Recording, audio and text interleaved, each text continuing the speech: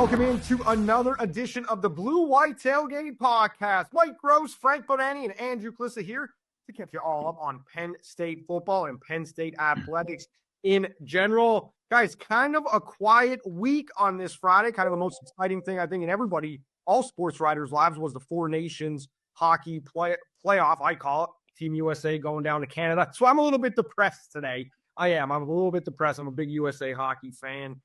That's exciting. Penn State, not quite as exciting this week, but still things to talk about. We finally have a running backs coach at Penn State in Stan Drayton. What are your initial thoughts about Coach James Franklin's hire? It's a long track record for Stan, and we kind of talked about him last week and what he brings to the table. But now that it's official, what are your official thoughts? Well, he was the guy that the name you were hearing. And so again, it sort of reiterates this idea that James can go out and get the guys that he wants to get. I mean, I don't know enough about the running backs coach market to know that this guy's number one in the country or number 3 or number 7 or number 75. But I assume that he was at or very near the top of Penn State's list. And he is a guy whose most recent gig was as a head FBS coach. So, and he's been around, he's been in the NFL as a position coach and at big time college programs. So that's good. I think it's a little interesting. And maybe you can overread this, but that he apparently is getting a 1-year contract, which I thought was a little surprising and interesting. But even if he is looking at this as a short-term thing, as a way station on the way to something else, it doesn't necessarily mean that's going to work out that way. And I think it's probably as good a hire as you could make.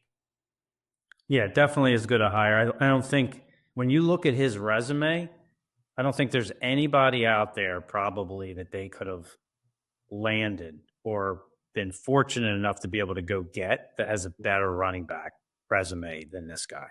I mean, Stan Drayton's coached them at Texas. He's coached them and won national titles at Florida and Ohio State. And some of the guys that he's coached, obviously huge players. I mean, Ezekiel Elliott's one.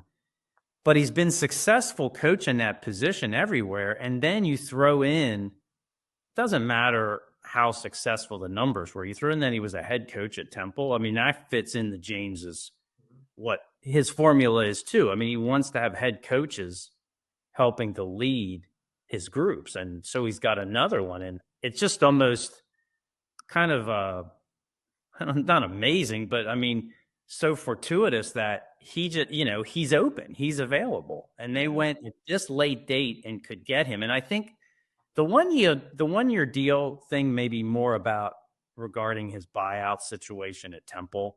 It does.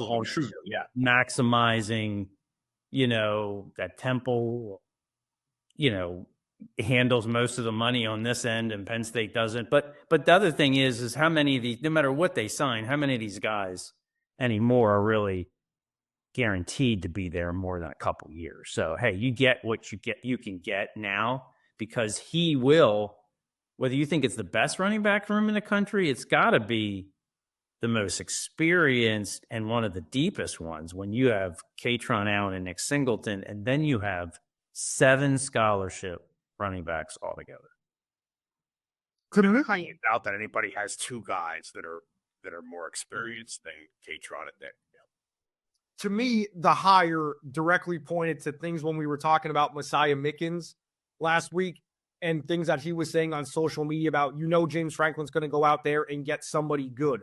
Well, when he's talking about a track record, a recruit is talking about a track record of being developed, James Franklin now and Stan Drayton could walk into Harrisburg High School and say, Messiah, here's our guy with the track record, Frank and Mike, that you just both brought up, from the NFL guys producing and all of his stints at college producing those guys. And Ezekiel Elliott is still a name that jumps out to young running backs because of what he was able to do when he got to the league. They upgraded again. They upgraded. I mean, he has a better running back resume than Jaywan Sider does. So if you want to look at it that way, they did the same thing at defensive coordinator even though you thought that would be hard to do. They just did the same thing now. As long as Stan Drayton can assimilate into the team in the room well, they just bettered themselves for a second straight time.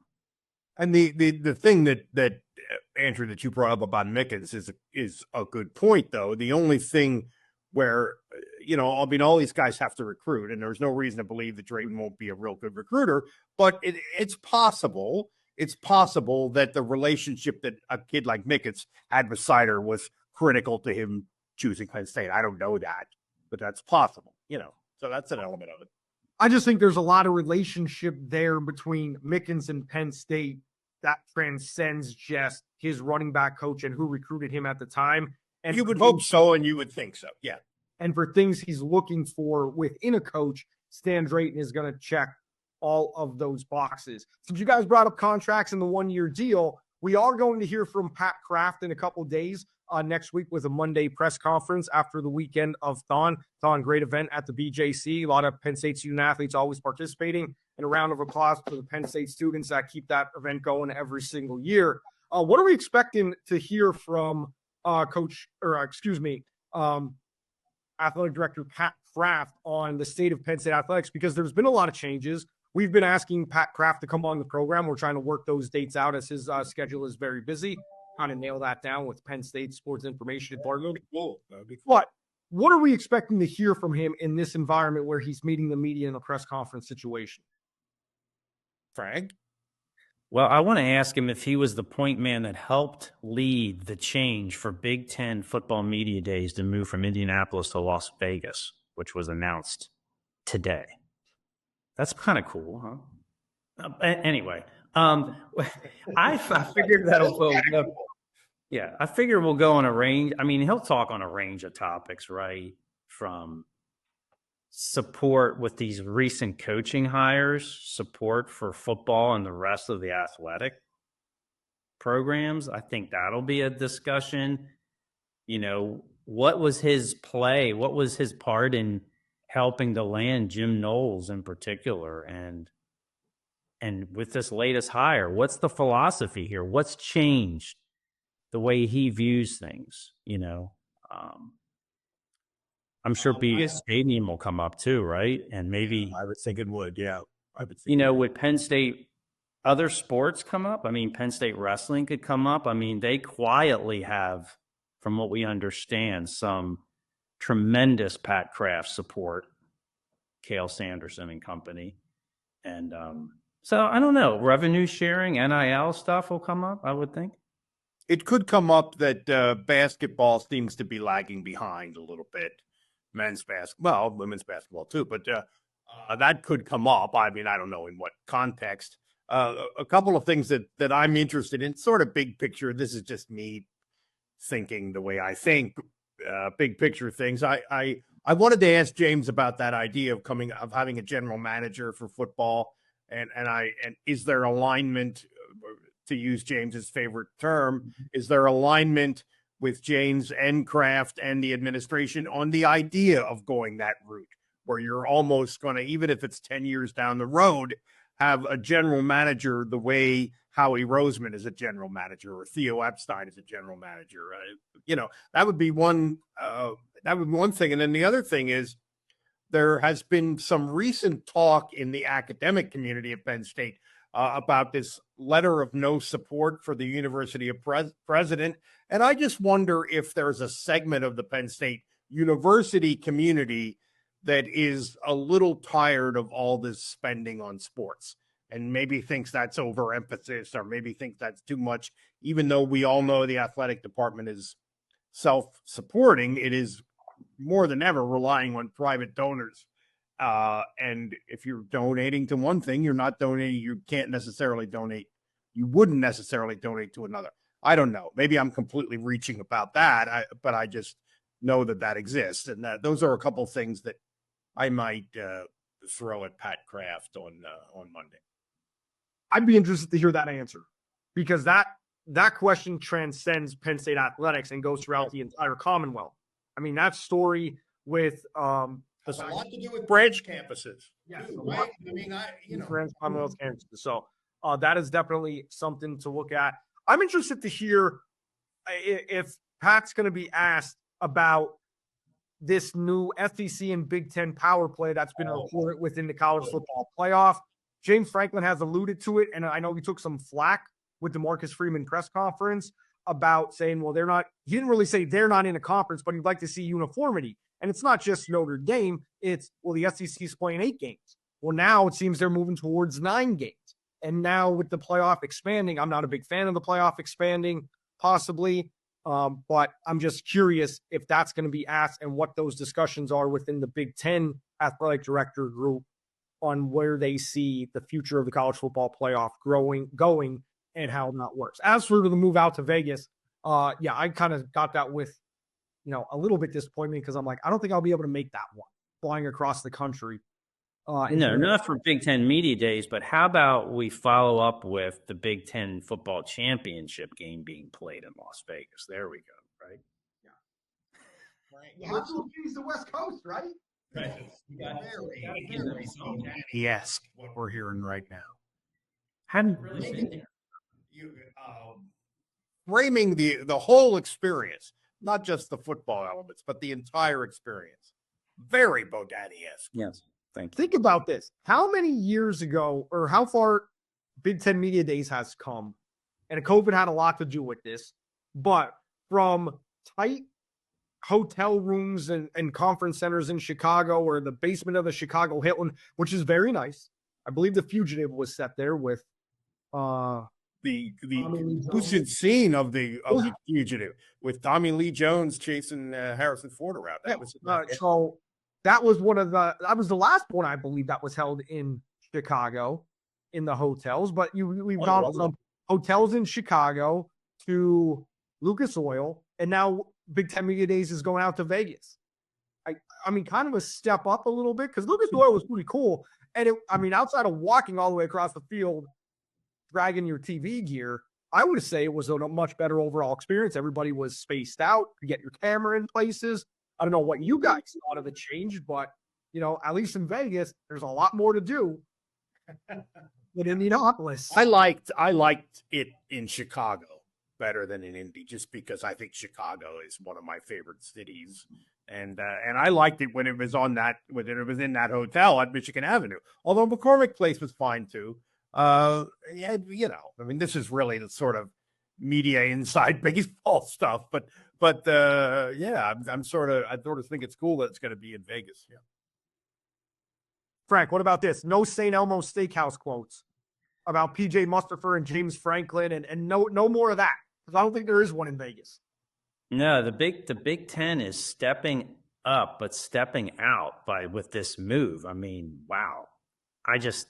Going from like sedate, typical Indianapolis to Vegas, I kind of like the feel of where we're going. Now, why they need to come in and say, we want to expand the playoffs, but we have to have so many of our teams in it.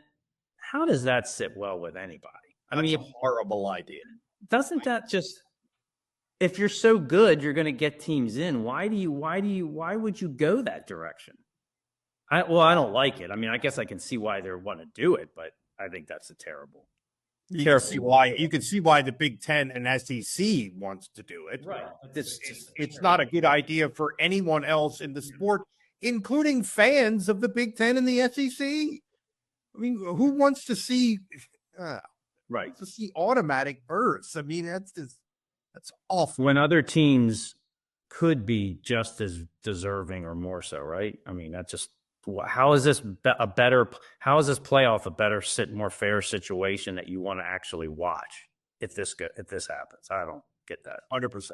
I don't like it. I don't like it at all. And I'm a Syracuse graduate, and I kind of liken it to the situation when the Big East became a mega basketball conference, but yet it was still watered down with the amount of teams that came into the Big East conference at the time. And you had coaches, I won 20 games, and you had people arguing, the Big East should get 13, 14 bids into the NCAA tournament. But I just thought it wasn't the Big East as the old days. There was just a watered down competition. And that was when it was DePaul came in Mike, connect me if I'm wrong, because I know you're a basketball guy. DePaul came in, Marquette. Yeah, it's Cincinnati. Yeah. Just a bunch. And I never bought the argument. It's like, no, you're still measured up because your conferences are going to suffer. And now you're seeing with some of the Big East schools that went into the ACC, their basketball programs are not on par, because if you're not at the top, just because you were at the top when you originally came in from your conference doesn't mean that that's going to transcend a new mega conference, because it's going to be watered down. It absolutely doesn't mean that. And one of the things that James Franklin has talked about, well, why can't everybody play the same number of games? Why can't everybody conference games? Why can't everybody be in a conference? Why can't everybody have a conference championship game? Even if you had all that, you still have huge varieties in strength of schedule, even within a conference. Think about Ohio State or Michigan or Oregon's schedule this year compared to Indiana's. In the same conference with the same number of conference games with a conference championship game. I mean, I understand why he likes that idea of uniformity, but I think he thinks it's way more of a panacea than it actually is. And another thing is, people think, well, the Big Ten and the SEC are just ruling the world, and that's how it's going to be forever. But that's not how sports works. It's an awful idea. Nothing more to say. Perfect. Nice job, Mike. Good job. I struck a nerve right there.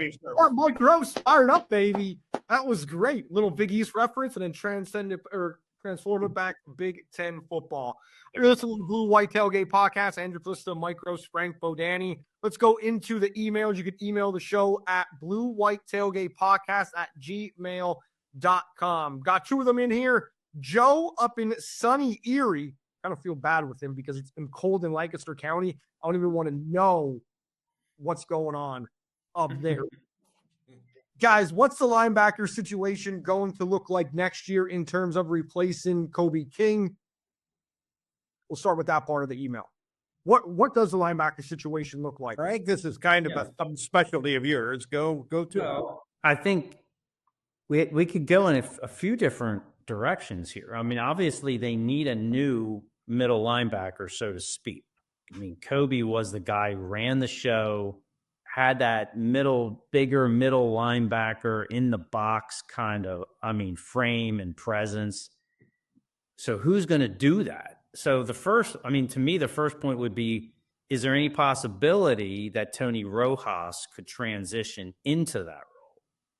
I mean, we don't know that. I mean, I think he dealt with some injury issues last year, some getting to know the position and being able to play at full speed and play it well. That was a transition that seemed to be ongoing the entire season with him. So I don't know about that, but that would be a possibility. He's put on a lot of weight. He'll be playing full-time role for a second year. Could he be the new guy that leads in the middle? Because other than that, they're going to have to find somebody in the transfer portal, which that's less than 50%, right? Because you only have a small window in the spring, or you're going to have to use a younger guy or someone else to help with that. Now, I mean, you have some possibilities. Anthony Specca seems to be a guy from Western PA who might have that feel to him as a prospect, as a potential player, but he's not really played. I mean, he's certainly not played a significant role yet, so we don't really know what he can do. We're all surmising that he's going to be the next studious, really good, all kind of make all the tackles in the middle type of guy. But we don't know that. So to me, that's one of their biggest questions on the team moving through spring practice. Mike, before you answer, let me just finish reading the second part of that email. Frank, you kind of answered it. Do you think Rojas was hindered by an injury last year, and can we expect an improved version of him in 2025? So, Mike, if you could, after hearing that second part of the email, kind of go into that a little bit with who do you think is the replacement for King, and is Rojas, are we expecting a much more improved version of him? Me personally, seeing flashes of brilliance, I know he was inconsistent last year. I'm expecting to see a much better Tony Rojas as a pure linebacker than we saw this past year. Yeah, I'm pretty high on Rojas. I think he's going to be a star. Now, I think of him as more of really an athletic guy who could go backwards and play the pass a little bit and be, cut him loose as a playmaker type linebacker than a guy in the middle. But I don't know if I'm right about that. I mean, it could be that he's the guy best suited. And in case people don't know, I mean, the middle linebacker is almost always the guy who's getting the signal in his helmet from the defensive coaches and kind of calling the defense and directing the guys around. That's a big piece of it. I don't know if Specca is that guy. He was not a huge recruit, Pittsburgh Central Catholic guy, but I think he's probably overachieved a little bit based on his recruiting so far. But again, does he have enough experience to do the job that I just described? And then what about DeLuca? Can you see DeLuca as a middle linebacker? I don't know. I don't see Dom DeLuca as a middle linebacker. And the way he plays his role, I worry about. Sometimes you have those guys, like James Harden as a 6-man on OKC was amazing. James Harden was able to go from a 6-man to one of the best players in the NBA for at least a time period. Dom DeLuca has excelled at his role so great. And I wonder if he has an increased role. Is there a law of diminishing returns? It's like maybe in that certain package is just explosive, and you don't want to lose that. Yeah. I don't know if he has the every down, rely on me, hold the defense together type of possibilities. I'm not saying there's no chance of that, but I think we've seen enough of Dom to know what he's really good at. And the big question with Penn State is they have a bunch of other linebackers on the roster, but they're either young guys or guys that just haven't been able to get significant playing time. There's 5-6 guys in that room. We have no idea what they would really be like in an expanded role. I think you would definitely keep Dom where he's at and try to fill in around.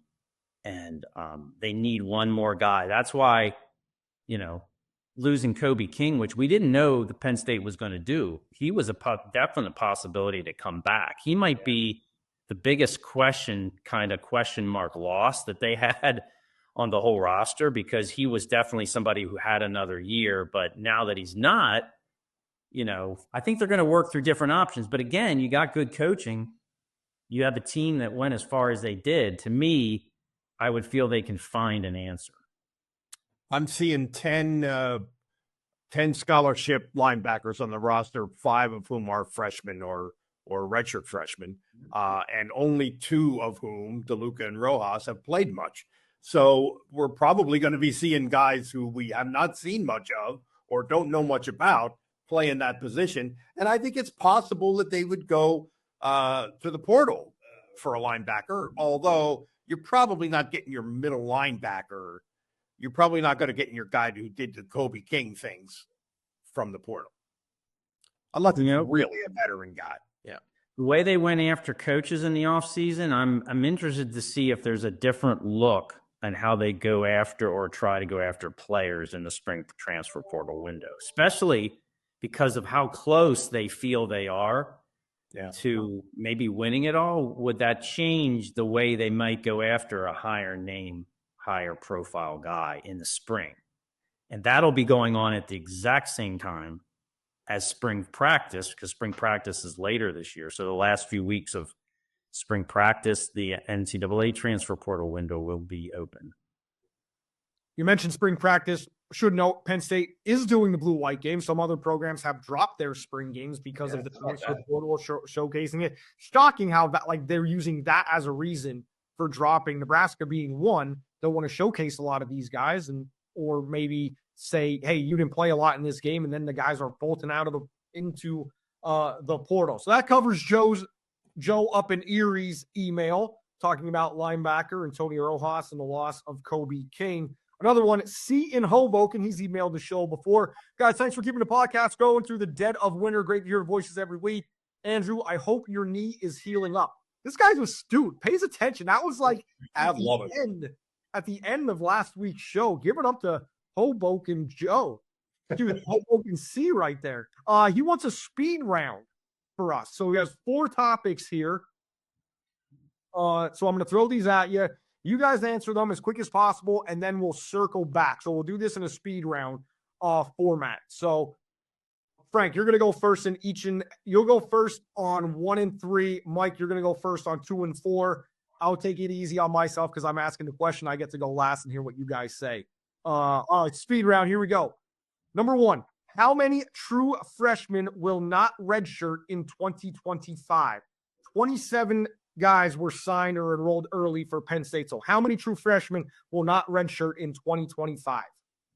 Well, I'm just going to, since I do not have all 27 guys memorized, unfortunately, I'm going to go that at least 6 guys will not redshirt, will get a green light. And I think a couple of those, it's going to be positions in need. Going to be at least one receiver like Matthew Outen. Their best players, best prospects are a tight end, Andrew Olish. Defensive back, Darius Dixon. LeVar's son might be too good of an athlete to redshirt. So, but you know what? We'll just go with 6, see what happens. Well, if the over and under was 6, I would take the under, because it feels to me like this class is deep, but not top heavy with guys that are like LeVar's son. I mean, he may get on the field of special teams. I think he probably will. But is he going to really have a significant role when he's a little undersized? I mean, I don't know. I'm just grasping here. But I think if Frank's setting the over and under at 6, I'm going to take the under. I really liked Frank's answer, and you took my answer at 6. So just to be a contrarian, I'm going to go with 8 and go over, just because of the new way of college football is there. I think they're going to be trying some of those guys out at linebacker that you already previously mentioned. So I'm going to count that that's going to get more than 1, I'll say. So, and then injuries just being guys having to fill up and burn late based on injuries. But it's so hard to predict, especially with the new rules in college football, with how many games you could play. And I think James Franklin and staff throughout it, maybe not early on, but definitely more recently, has done a great job managing that on how they've spaced playing time out with the new rules. Speed round question number 2. Mike's up first. True freshman most likely to have a significant contribution coming into this year. Oh, I would say the tight end, Olish, just because I think he's the best player in their class. And, they have some depth at tight end, but they use a lot of tight ends too. And I think that Reynolds is that guy who could be a playmaker type guy, maybe more than any of the veteran guys they have. So maybe Olish could be a second playmaker-ish type tight end. And we all know they feature that position now, with no Tyler Warren. It's be hard to feature it quite as much as the historic amount they featured it this past season. But that would be my guess. Yeah. Okay. True freshman, right? The most. Yep. Okay. So I'm going to go with a wide receiver because that's their one position in the team that they need help more than anywhere. Yep. So my thought of chances are percentages, one of those guys does it. We'll start with Matthew Outen I mentioned him already, from Virginia. There's also another guy, Lyric Samuel, who probably has to put on some weight, but got some great skills apparently. And then there's a guy that I'm going to highlight with a star from the McDonough School, Jeff Exeter Jr., who is a wide receiver, but could grow into a tight end. He's at that weird position. But here's the thing. Jeff, I think maybe more than anyone in that roster that can catch a ball, that can catch a pass, is more physically ready, I think, to step in and possibly contribute. So if he's able to come in the summer, make some progress, he could be kind of maybe a dark horse guy to get some big playing time. Listed as a tight end on 24/7 as I pull up here, 6'2", 220, national rank, 208th, 4-star position, 11th at tight end is where they grade him, and the 7th best prospect in the state of Maryland. So I'm going to go one with maybe outside the box, but an early enrollee. And since we talked so much about the secondary last year, and Penn State has had some attrition in the secondary, I'm going to go with Darius Dixon, the kid from Mater Dei. It's just like He's coming all the way from Mater Dei High School in California to play at Penn State, to play for Terry Smith. He's rated as a 4-star. He's rated as the 7th best prospect in the state of California, the 11th best at his position, which is listed at quarterback. Little small, 6 foot, 180 pounds. I just feel like with those numbers, if he lives up to the billing, I feel like they're going to find a way, and Jim Knowles is going to find a way to utilize him in certain situations that he's going to have an outsized impact for a true freshman playing in the secondary. I know it's tough to come in, but he's enrolled early, and with the new language, it's almost like you're kind of starting, at least from that point, on level footing from guys that are there. I think you might be able to move up a little bit quicker. It ought to count for something that he plays for probably the best high school program in the country. Yep. So you feel like they're operating at a high level. Remember how Katron Allen was supposedly a little bit ahead of Nick Singleton, and Katron is coming from IMG, and Nick was coming from Governor Mifflin. A little difference there. Maybe some of that. I believe that this kid was the number 2 corner on his high school team. I think the other corner was his mega recruit that everybody wanted. And the other thing about a kid like that is you think he maybe could help on special teams, that's true of a lot of these guys. But yeah, you could certainly see that happening. That's sure. Good. All right. Question number good pick. Yeah, like that. Thank you, guys. I appreciate that. I felt like I was going out on a limb with that one. Yeah, I like it. I like it. Prediction for tight end depth chart in 2025. Please rank them 1 through 4. Again, we're taking questions from C in Hoboken, who emailed the show at BlueWhiteTailgate@gmail.com. So prediction for the tight end depth chart 1 through 4 in 2025. All right. I'm up, right? So what's what? Number 1 will be Luke Reynolds. Number 2, because of his experience, will be Khalil Dinkins, even though he may block more than he catches. Number 3 will be the return of Andrew Rapplier, who is going to be a really good tight end all around, as long as he comes back well from that injury and doesn't take him too long. And number 4, that's a good one. I might be missing somebody already on the who am I missing on the experience? Ready? He's a freshman, maybe the incoming freshman. Maybe. I'm ready to go with Andrew Olish, but Ty Howell's room is so good that there could still be somebody down there that was Joey Schlaffer from Exeter High School. Is again hasn't done much yet. For Manic, redshirt sophomore from State College. Yeah, on that, and Brian Kortovich pulls out the room. I think I'm going with Andrew Olish as my number 4. How's that? There we go. I agree 100%. I have them written down here in a legal pad. That's exactly the order that I have them. I'm with you 100% as well. No, there's not much creativity in that. Luke Reynolds is impressive. He is. I mean, he really is. And I'll throw in one caveat. Somebody's going to say to Drew Aller, throw Khalil Dinkins the ball. Too many times he was wide open, and it came back across the field on a trick play. But that Purdue play where he's just running down the field, there's not a stall. I mean, he's, the island of the heat, just out there in the middle of nowhere on the football field, and the ball went back across. Throw Khalil Dinkins the damn ball. Throw him the damn ball. That's what you're saying. So, all right, number 4, last of the questions from C in Hoboken. How many current running backs on the roster will not be on the roster September 1st? I probably should have read that one before the show. That's a good question. I don't see any reason to believe that any of these guys won't be on the roster. It wouldn't surprise me, but you have Cam Wallace and Quentin Martin who seem like they're waiting their turn and their time is coming. You have Allen and Singleton, obviously, who are going to be in the NFL next year, 26. I mean, I don't know why. And then the rest of them are freshmen, right? So I don't know why you would predict that any of them would not be here September 1st.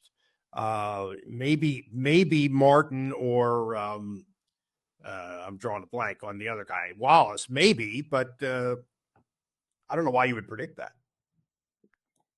Well, the thing is, 7 scholarship running backs, that's too many.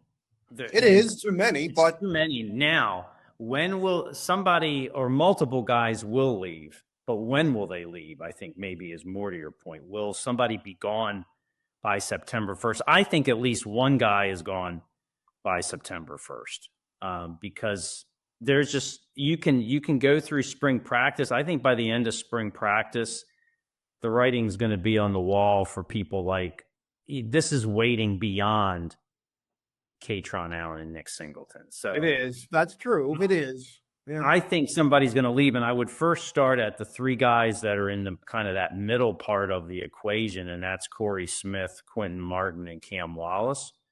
I think one of those 3 is not on the roster come September. Right. I'm with you. I have 1, possibly 2, and it's just because of the nature of the game where when you're number 5, assuming those would be the top 5 guys, knowing that there's going to be incoming recruits behind you that are possibly going to jump you as the season goes on and they get more time to be seen. But you have a redshirt freshman in Corey Smith, a redshirt freshman in Quentin Martin, and a redshirt sophomore in Cam Wallace. Their time is always ticking. And if 1 leaves, then maybe 2 say, hey, they've done a 2-headed monster before at running back. Maybe they continue it. But if you're number 5, it's hard to believe that you're going to stick around. So I'm going to say 1 goes as well with that, possibly 2. I'm cheating a little bit, but I'm going to say 1 goes. Okay, you've persuaded me. Good job, fellas. Get on the boat, Mike. Getting on the boat. You're going with 1.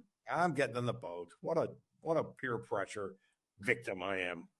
That does it for the emails for this week. Remember, you could email the show at BlueWhiteTailgatePodcast@gmail.com. I'll work on shortening that down for season 2 of the podcast. Want to give a shout out to Penn State basketball. Mike, did you happen to catch the game against Nebraska? Well, I love the fact that, correct me if I'm wrong, but I love the fact that our boy from LL Hoops, who is a gigantic Nebraska fan, traveled. He went with you, right, up to the game. Due to complications from. Oh, you were not. You were on the DL. That's IR. Sorry, yeah, I was on the IR. I had a bail out the night before, so yeah. So anyway, Andy Herr from LL Hoops, who's a huge Nebraska fan and a Nebraska alum, makes the trip to State College and watches his alma mater get his ass kicked by a team that had lost 7 in a row. So that's delightful. What good sound for Penn State. If you're a Penn State Hoops fan, you should be a Penn State Hoops fan. If you're a Penn State football fan, it was good to see a little bit different play from them. There was more intensity. Thought there was more get after it, both on the defensive side and offensively. Finally, this year, able to knock down some shots. What an explosive end to the first half as they put up 50 in the first half. I believe for Mike Rhodes's. Yeah, they shot really well. They shot really well in that game. And when you're making shots, it's easier to do what they want to do defensively. Obviously, it's easier to press and get up and get after people defensively. And Nebraska is a pretty good team. I mean, they're not a bad team. They're kind of in the rank and file of the Big Ten, which means they're pretty good because it's a deep league. It's not a monster like the SEC is right now in college hoops, but it's a pretty good league. And that was a good win for Penn State in what has not been a good season. Not been a good season. Could get another one on the road at Minnesota. You would hope they could momentum it a little bit. Although they lost to Minnesota at home, of course. Yeah, which they probably shouldn't have. Then Indiana, Maryland on the road, who's ranked in the top 25 at 20, and then Wisconsin. I'm sorry, Maryland at home, and then Wisconsin on the road on March 8th. So they can finish strong and get some momentum. Help is on the way. Hopefully they hold on to some of the recruits Coach Rhodes has coming in. Frank, talking Penn State wrestling. They're wrapping up the regular season tonight. No fireworks expected there except to honor some of the guys that are leaving the program. I wanted to ask you about the injury front because Penn State has had some guys banged up. as we go into Big Ten tournament here for wrestling and then into nationals, where a lot of people are expecting Penn State to throw out at least 8 All-Americans. A lot of people are expecting 1 through 10 to be All-Americans. They would have to have some things fall their way, but they always wrestle above their seat.